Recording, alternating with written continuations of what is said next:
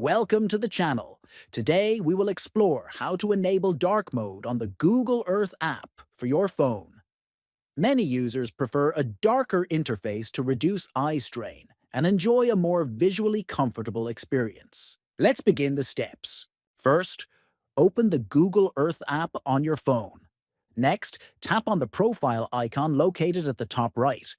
Then, from the menu that appears, choose Settings. Inside the Settings menu, keep scrolling until you find the section labeled Application Theme.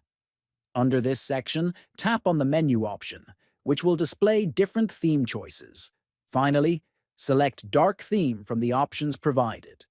Once selected, the app interface will immediately switch to dark mode, giving you a more comfortable viewing experience, especially in low-light conditions.